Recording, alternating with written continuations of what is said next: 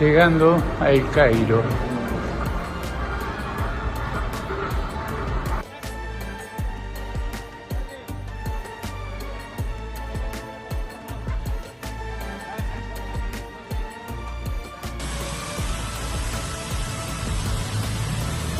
Este es el hotel que estamos en El Cairo, el Triumph Plaza. Hotel muy lindo, muy buena categoría.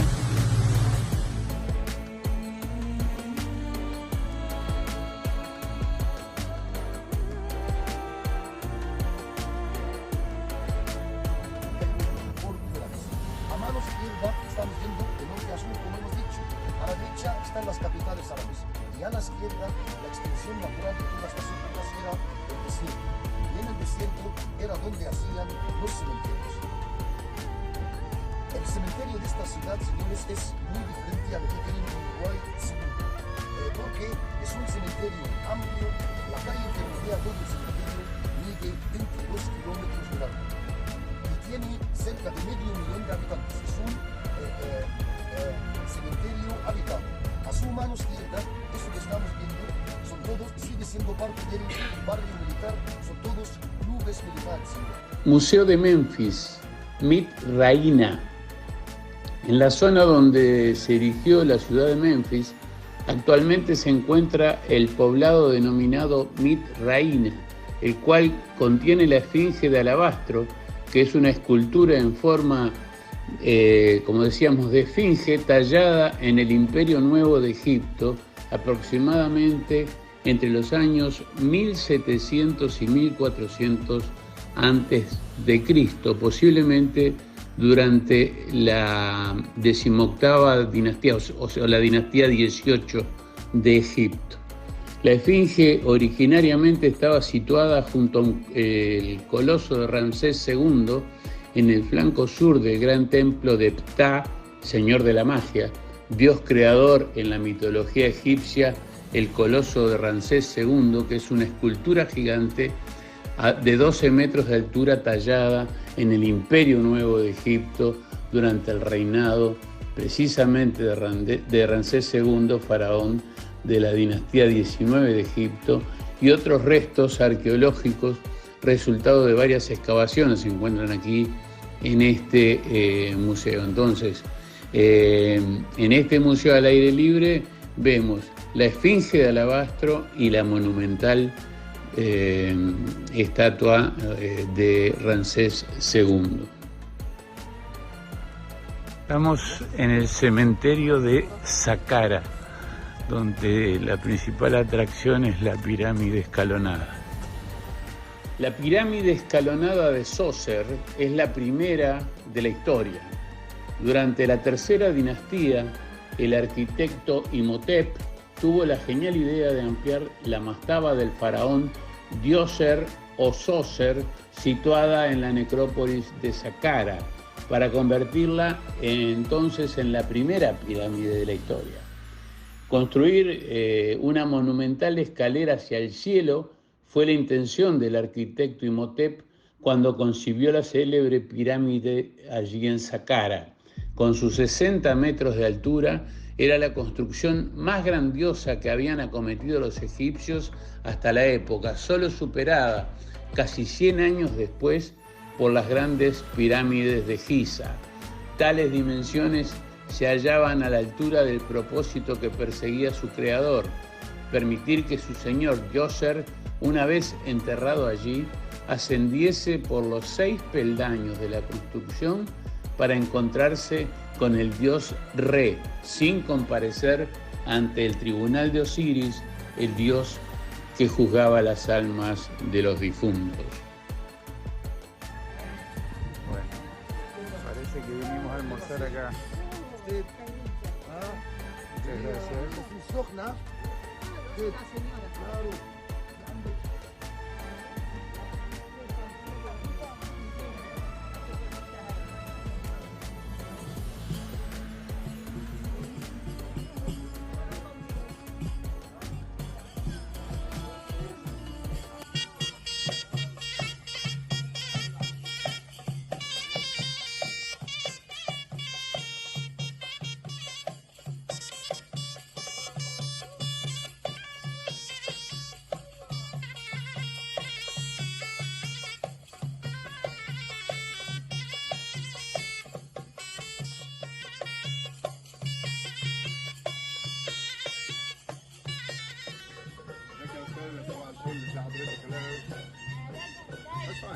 Señalado, señor. Bracerito hay, pero lo que hay adentro no se sabe. Una excepcional vista desde el Museo de las Civilizaciones en el Cairo. ¿Qué es el Museo de la Civilización Egipcia, destino de las momias faraónicas? Aunque ya ha pasado tiempo, en la memoria de todos permanecen las espectaculares imágenes del desfile de momias reales que se produjo el 3 de abril de 2021 y que dio la vuelta al mundo a través de las imágenes televisivas, evidentemente. Los cuerpos de importantes faraones y reinas del antiguo Egipto desfilaron por las calles del Cairo desde su antiguo museo egipcio hasta su nuevo hogar, el Museo de la Civilización Egipcia. Pero, ¿en qué consiste este museo de reciente inauguración? ¿Cuáles son sus atractivos? ¿De qué manera complementa a los otros grandes museos de la capital y de la vecina Giza?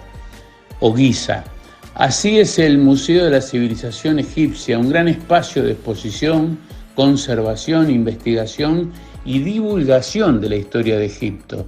Se ubica en el Cairo, en el barrio de El Fustat, zona situada al sur de la capital. No hay que confundir este lugar con el Gran Museo Egipcio, considerado el museo arqueológico más grande del mundo y ubicado a escasamente un par de kilómetros de las pirámides de Giza. El Museo de la Civilización Egipcia se inauguró en 2017 y desde entonces ha ido enriqueciendo su colección con aportaciones de otros museos como la referida famosa llegada de las momias faraónicas. ¿Cómo es la colección de este museo? ¿Cuáles son sus grandes atractivos? Alberga una colección que abarca todas las fases de la historia de este pueblo, es decir, comienza precisamente en los albores de esta civilización, en la llamada época predinástica y arcaica, hasta el reciente período contemporáneo. Por tanto, no solo es posible encontrar piezas y objetos de la época faraónica, sino también de otras fases históricas importantes como la romana, la copta y la árabe, desde la Edad Media hasta nuestros días. El Museo de la Civilización Egipcia sigue en proceso de enriquecer sus fondos, por lo que cabe esperar que sus salas y colecciones se vean ampliadas o modificadas. Y este museo, el cercano Gran Museo Egipcio de Giza y toda la estrategia de promoción de ambos han puesto de manifiesto una cosa: el país ha entrado en una nueva fase en la que su patrimonio histórico se ha convertido en un gran espectáculo para atraer a un número cada vez mayor de viajeros de todo el planeta. Bien, llegamos al sitio arqueológico de Giza, o Gizeh, como le dicen. Tenemos aquí enfrente a la mayor, a la más grande, Keops.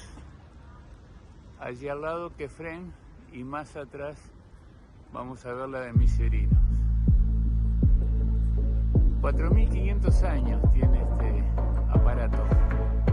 4.500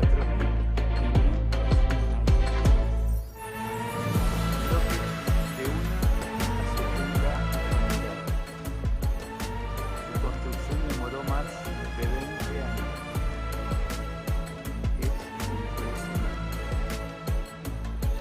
Bien, evidentemente aquí llegamos a uno de los puntos más altos de nuestra visita a este Egipto milenario, ¿verdad? Las pirámides de Giza se construyeron para durar una eternidad. ¿Quién las construyó? El faraón Keops, Jufu, en egipcio antiguo, inició el proyecto de la primera pirámide de Giza hacia el año 2250 a.C. Su gran pirámide es la mayor de Giza y originalmente se elevaba 147 metros sobre la meseta. Ahora es un poco más baja, ya que sus lisas piedras de revestimiento desaparecieron hace tiempo. Se calcula que sus 2,3 millones de bloques de piedra pesan entre 2,5 y 15 toneladas cada uno. El hijo de Keops, el faraón Kefren, construyó la segunda pirámide de Giza hacia el año 2520 a.C. Su necrópolis destaca en el paisaje porque también incluye la Esfinge, un misterioso monumento de piedra caliza con cuerpo de león y cabeza de faraón. La Esfinge, que antes del siglo XIX pasó miles de años enterrada en la arena con solo su cabeza visible, podría ser el centinela del complejo funerario del faraón, aunque no hay pruebas definitivas de que él la construyera. La tercera de las pirámides de Giza es considerablemente más pequeña que las dos primeras. Mide menos de la mitad de su altura, unos 66 metros, construida por Menkaure, hijo de Jafre, hacia el año 2490 a.C. El complejo piramidal incluye dos templos separados conectados por una larga calzada y tres pirámides de reinas individuales. Las cámaras de Menkaure incluyen una decoración de nichos única en Giza y un techo abovedado en su cámara funeraria. El elaborado sarcófago del faraón se perdió en el mar cerca de Gibraltar en 1838. Cómo se construyeron las pirámides de Giza es uno de los mayores misterios de Egipto, pero los arqueólogos saben quién las construyó y lo que hay en su interior. Las antiguas proezas de ingeniería de Giza son tan impresionantes que ni siquiera hoy en día los científicos e ingenieros pueden estar seguros de cómo se construyeron exactamente las pirámides. Sin embargo, han aprendido mucho sobre las personas que las hicieron posibles y el poder político necesario para hacerlo realidad. Los constructores eran trabajadores egipcios cualificados que vivían en una ciudad temporal cercana que se extendía por unas 7 hectáreas. Los restos de panaderías y montones de huesos de animales demuestran que estaban muy bien alimentados para su trabajo. Las excavaciones arqueológicas en el fascinante yacimiento han revelado una comunidad muy organizada, rica en recursos, que debió de estar respaldada por una fuerte autoridad central. Los yacimientos arqueológicos de todo Egipto y los registros escritos en antiguos papiros muestran que los barqueros utilizaban el Nilo y una red de vías fluviales artificiales para llevar materiales a la meseta de Giza como granito de las canteras de Asuán. Estamos hablando de 800 kilómetros.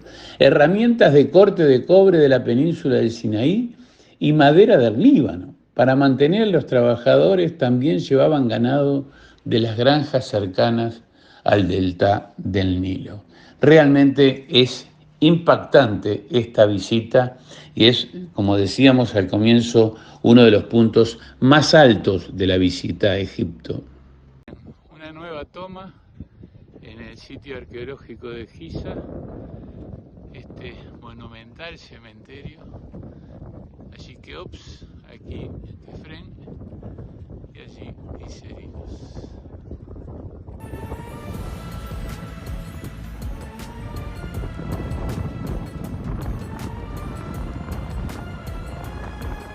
Llegamos hace un rato al aeropuerto de Luxor desde el Cairo y ya estamos en el templo de Karnak. Estamos comenzando la visita.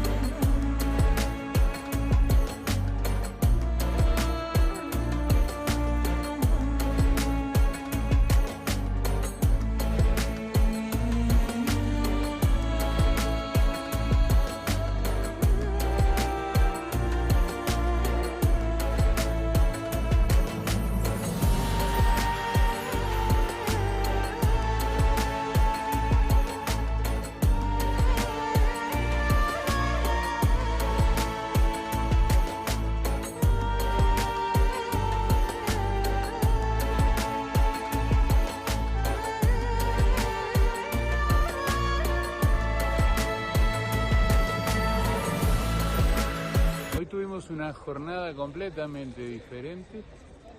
Llegamos en la mañana a Luxor, hicimos la visita al templo de Karnak. Durante la tarde disfrutamos del barco, del crucero. Ya se los voy a mostrar.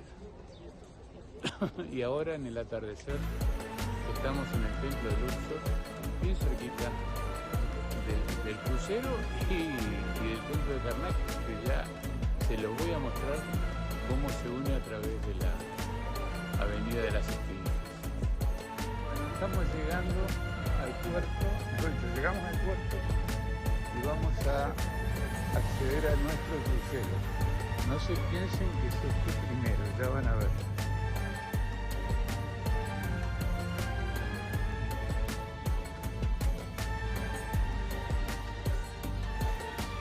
Este es el primero, el que está amarrado junto al muelle.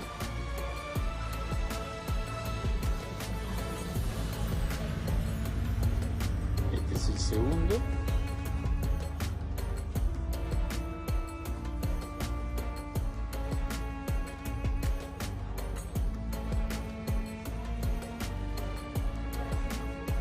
Este es el tercero. Hola.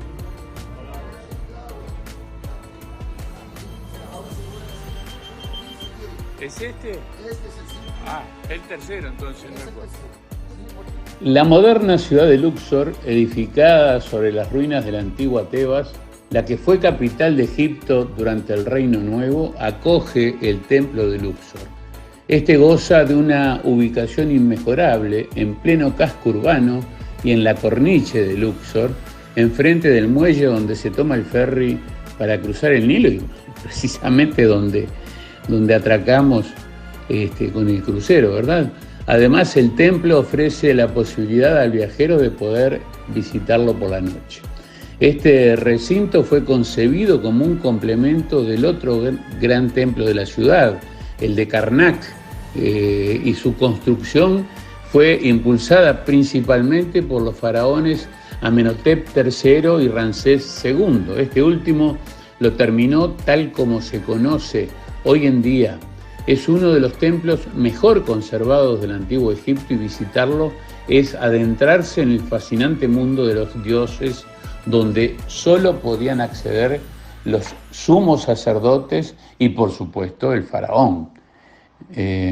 Aunque el acceso a los visitantes se sitúa en otra parte, la visita a Luxor empieza delante del único pilono de este templo, pero antes de cruzar esta puerta de entrada se debe mirar hacia atrás y pasear por la avenida de las Esfinges, o más bien lo que queda de ella. Esta avenida o dromos, interrumpida por la carretera en la actualidad, tenía una longitud de casi 3 kilómetros, una anchura de unos 70 metros y unía los dos templos más importantes de la antigua Tebas, el de Luxor y el de Karnak. En su día estaba flanqueada por 1.400 esfinges, mitad hombre, mitad león, y se recuperaron 650 en las excavaciones. Sin embargo, no era un lugar para pasear como si fuera una rambla, era un camino procesional. La estación de la inundación, que iba a mediados de julio hasta mediados de noviembre, cuando el río Nilo crecía e inundaba los campos de cultivo, era una época de poco trabajo y se celebraban entonces numerosas fiestas religiosas, como el multitudinario Festival de Opet. Consistía en una procesión en la que los sacerdotes transportaban las barcas de la tríada tebana, compuesta por el dios Amón, su esposa Mut y el hijo de ambos, Khonshu, desde el templo de Karnak hasta el de Luxor por la avenida de las Esfinges. Permanecían allí un tiempo y el regreso a Karnak se realizaba por el río, aprovechando el curso de la corriente. Una puerta de acceso al mundo de los dioses. A punto de entrar en el recinto, un enorme obelisco que simboliza un rayo de sol petrificado sorprende al visitante. Su altura de 25 metros casi obliga a mirar hacia arriba y se pierde el detalle de los 4 babuinos que decoran su base. En su origen iba acompañado de otro obelisco que fue donado a Francia en 1831 y que ahora puede verse en la Place de la Concorde de París. Bueno, aproximándonos al Valle de los Reyes, en Luxor, estamos en Medinet Habu, el templo funerario de Ramsés III, construido porque el pueblo no puede ir a la tumba, no podía ir a la tumba, entonces acá es donde le rinden los honores o lo retiran. Es impresionante.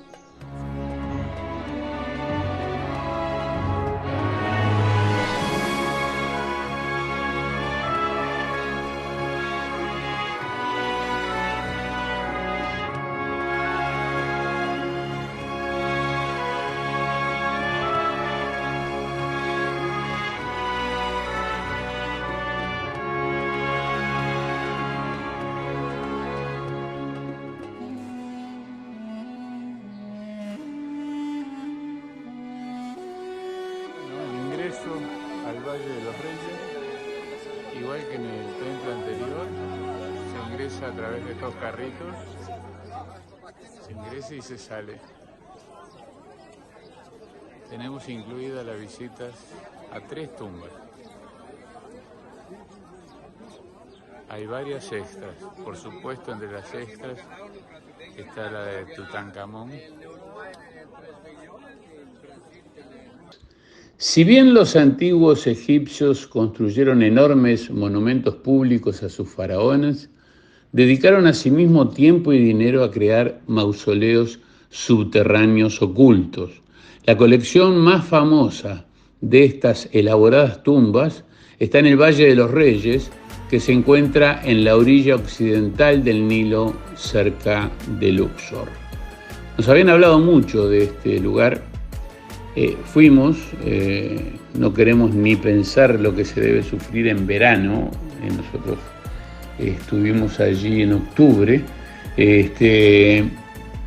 con el sol a pleno.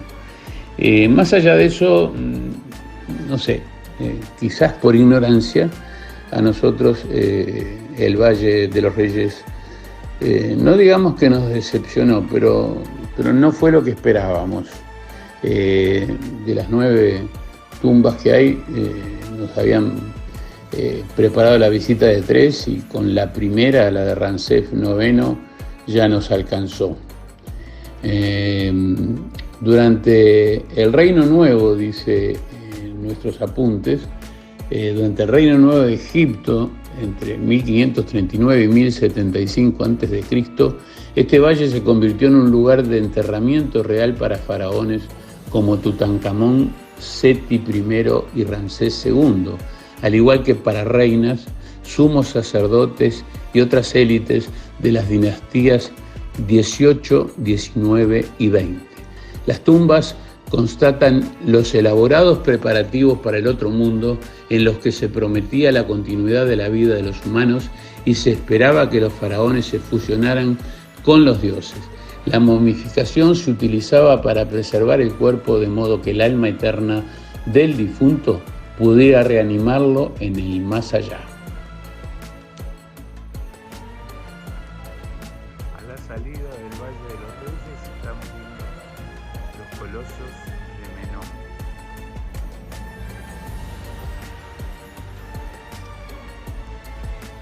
Bueno, aquí en Luxor bajamos a hacer 2 paseos. Cuando volvimos al barco pasamos ya como por 6 y aquí está el nuestro acomodándose para ponerse paralelo a donde estamos, al que estamos nosotros ahora, para poder subir.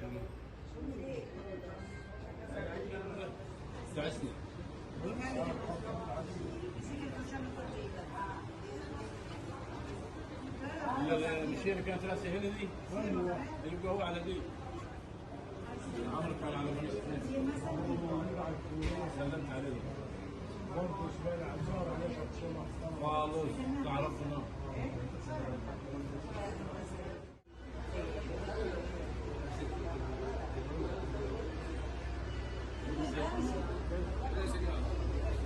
Gracias.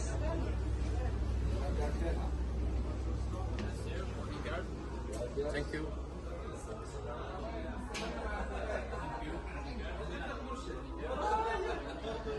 Muy bien, amigos, crucero por el Nilo. Fue un bálsamo que tuvimos ante la aridez, las condiciones de higiene que reina en el exterior, digamos, en la visita a los templos, fundamentalmente en las llegadas. Fue algo complicado vivir esa etapa, los vendedores persiguiéndonos hasta abajo de la cama, las moscas, las heces,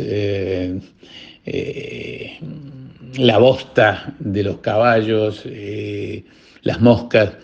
Es algo bastante complicado. Ahí yo en broma siempre digo que es duro ser turista. El crucero dentro de esas condiciones era un bálsamo, era como volver siempre al paraíso.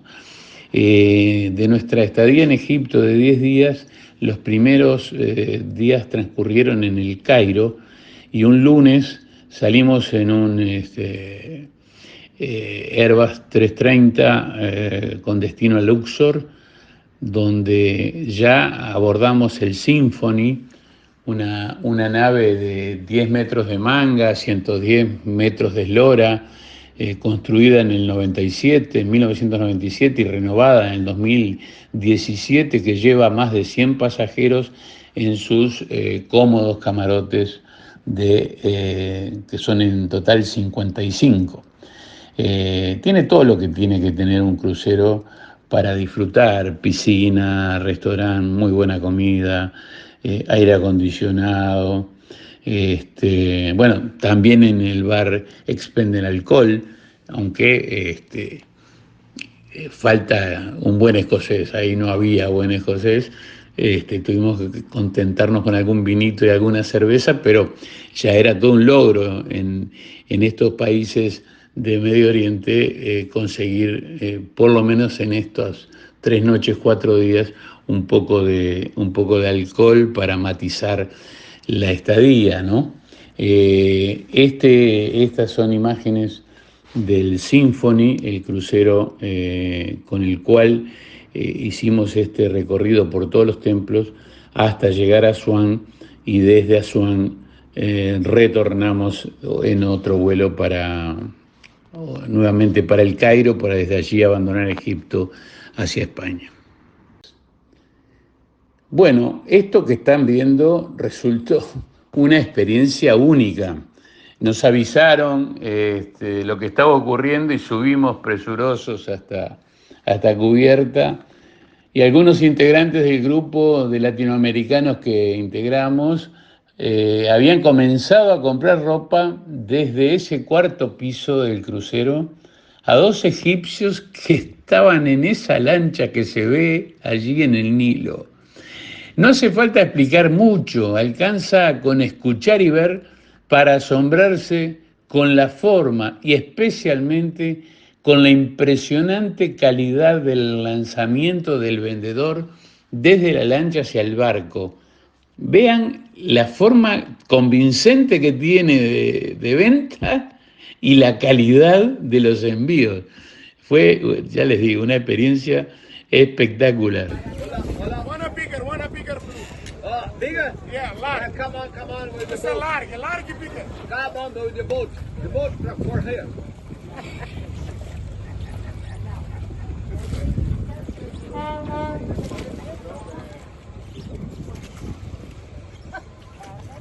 Yeah, this is wide for man.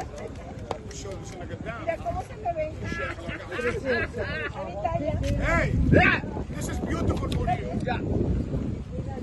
Oh, pega. A ver en cuánto.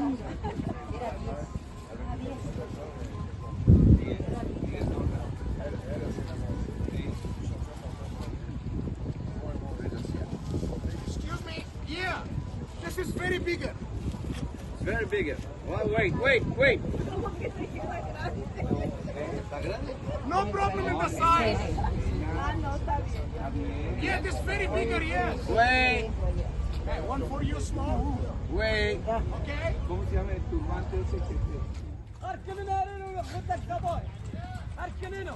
Bueno, estamos en Edfu comenzando el traslado en calesa hacia el templo.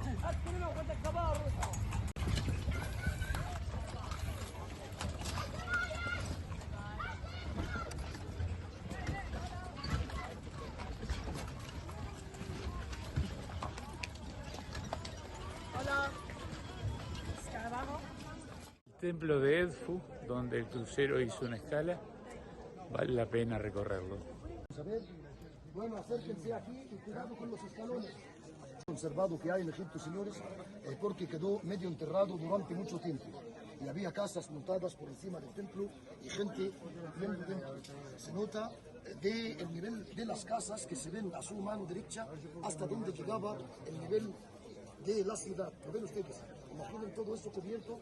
No era todo suelo plano, sino había unas partes más altas que otras, que justo detrás de ustedes se nota que el nivel es mucho más alto. Pero al final, entre 1860 y 1880, un arqueólogo francés llamado Auguste Mariette, este señor está enterrado dentro del Museo Egipcio del Cairo y fue su fundador, y trabajó aquí durante 20 años seguidos, que quitó todas las casas que había y reconstruyó todas las paredes y las columnas que estamos viendo. Cuando entran a cualquier templo, lo primero que tienen que mirar siempre es la parte superior de las columnas, o más bien decir, los capiteles de las columnas. Cuando encontramos más de una flor en cada capitel o diferentes capiteles, automáticamente se entiende que el templo tiene que ser de la época greco-romana. Pues el templo de la época faraónica, ayer vimos, y anteayer, Karnak y Luxor, ¿se acuerdan? Pues, pero siempre los egipcios y los griegos y posteriormente los romanos sabían que el faraón tenía que ser hijo del dios del sol. Y todo el mundo sabía que esta gente venía de un país extranjero. Para nombrarles faraones y reconocerlos como reyes en Egipto, tenía que haber un templo simbólico llamado el Mamisi. Y les recuerdo a la escena que vimos en el templo de Luxor, de mujeres haciendo cosquillas, ¿se acuerdan? Con piernas entrelazadas, cuando se une el dios del sol con la madre de tal faraón.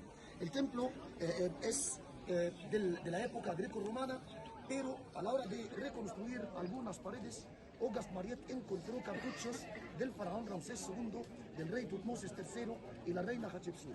Es decir, que seguramente que había un templo montado aquí durante la época faraónica. Pues el Nilómetro está a la parte derecha y el lago sagrado todavía está enterrado debajo de aquellas casas que vemos a la derecha de la entrada. Llama mucho la atención que después de miles de años y la fachada de este templo siguen siendo los edificios más altos de Edfu.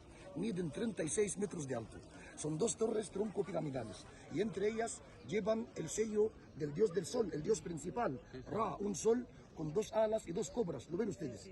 ¿En el medio? Sí, en el medio. Y estas dos torres son huecas por dentro. Cada torre de las dos consiste en 5 plantas. Y en cada planta hay 3 cámaras. 5 por 3, 15 cámaras en total que hay entre las dos cámaras. El señor pregunta cómo lo encontraron. De hecho, señores, que siempre estaba descubierto el templo. Miren ustedes a la torre que está a mano derecha. Se ve una parte blanca en una pared. No sé si la pueden ver todos. Están mirando al centro del templo, el disco solar. Arriba del disco solar, hacia la derecha, se ve como una pared tapiada o cerrada con yeso. Pues cuando entraron ahí encontraron dentro vestigios cristianos, monjes ortodoxos que se escaparon de las persecuciones romanas y se escondieron en la parte superior del templo. Bueno, hemos dicho que a los dos lados está Horus el halcón y la figura que está a mano izquierda lleva una estatuilla de Cesarión. Pueden fotografiar al regreso, señores, porque habrá menos gente. Es esa que está enfrente.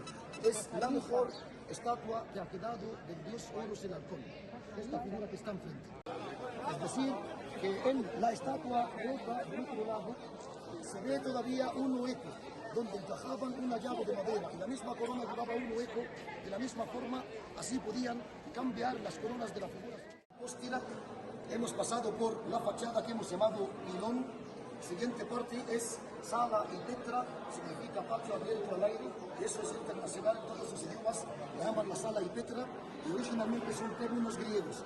Luego sala y hipóstila es lo que vemos aquí, una sala con columnas que ocupan toda la sala puestas en filas y por encima un techo.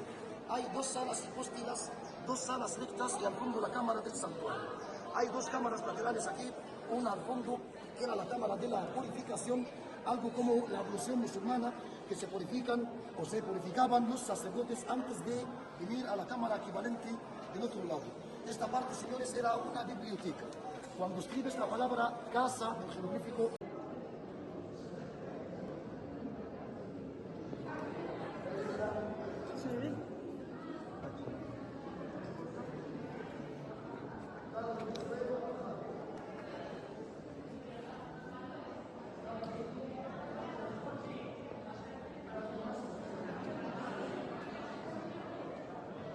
esta cámara es de las mejores o de las mejor conservadas porque se ven sus imágenes casi intactas. Arriba aparecen imágenes de sacerdotes mascarillados, ¿lo ven? Sí. Máscaras de chacales, lo que llevan en las manos son las vendas que usaban para envolver las momias. ¿Sí lo ven? Y cuando sacaron vísceras, guardaban estas vísceras en 4 vasos. Los llamamos los vasos canopes, los vasos canópicos. Miren ustedes aquí. Tenían cabezas diferentes, la primera humana, la segunda de un mono, chango, babuino, la tercera de un chacal y la cuarta de un halcón. Estos los llaman los hijos de Horus. El halcón está aquí y al otro lado, y de techo hay murciélago.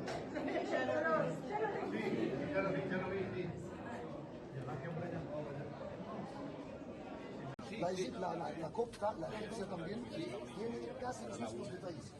El grosor de las paredes es muy parecido a lo que estamos viendo aquí.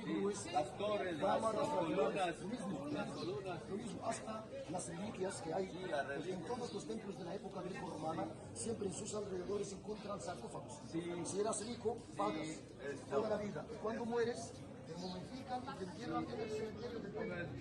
como los bispos del Papa,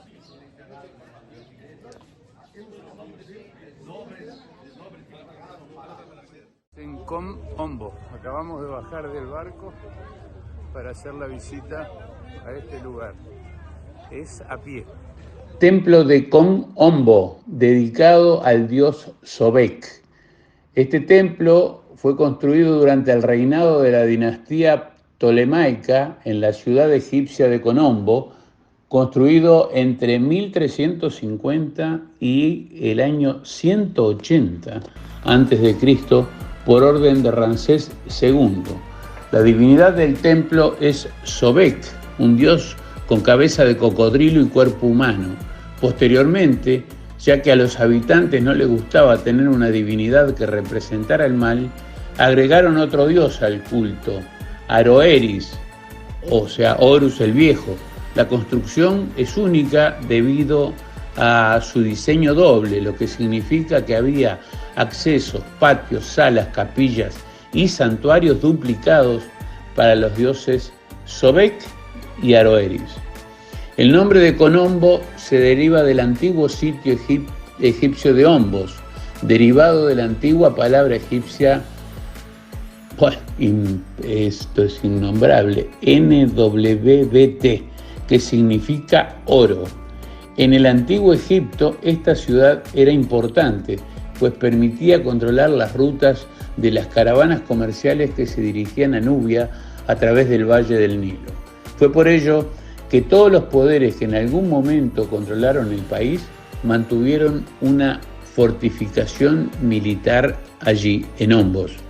Los egipcios antiguos, como el resto de la humanidad, adoraban las cosas y los seres por dos razones básicas: esperar algún bien de ellas o evitar su mal e ira. El dios del templo de Kom Ombo era Sobek, con forma de cocodrilo. Se cree que fue divinizado porque los cocodrilos abundaban en esta zona del río. Bueno, llegando a Abu Simbel,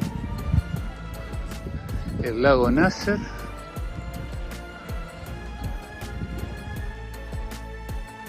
Una maratónica excursión desde el crucero atracado en el puerto de Asuán hasta el templo de Abu Simbel, saliendo a las 2:30 de la madrugada y haciendo entre la ida y la vuelta casi 600 kilómetros.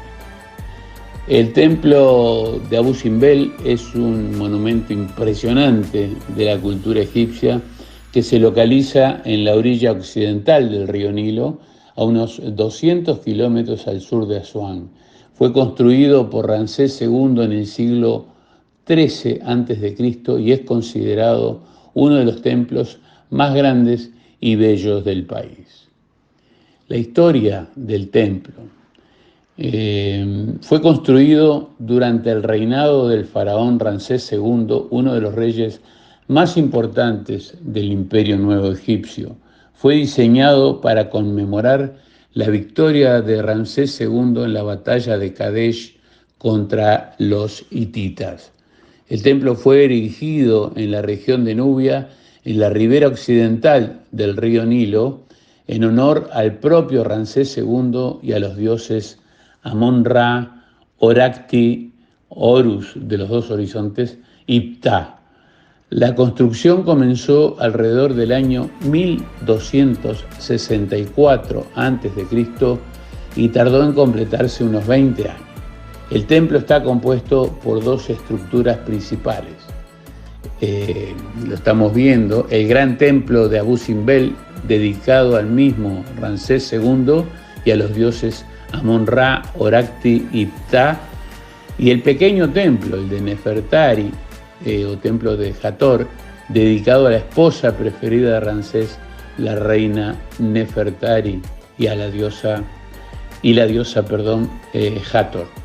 Durante siglos el templo estuvo abandonado y cubierto por la arena del desierto hasta que fue redescubierto en el siglo XIX por exploradores europeos. Pero este dato que voy a contarles es importantísimo. Es que como consecuencia de la construcción de la represa de Asuán en la década de 1960, este templo tuvo que ser desmantelado y reconstruido en su totalidad en una operación sin precedentes. Fue trasladado a una zona más alta, 200 metros, más alejada, en este caso del lago Nasser, que es el que llega hasta allí, por la formación de la represa con las aguas del Nilo, hasta su ubicación actual. Las características arquitectónicas de Abu Simbel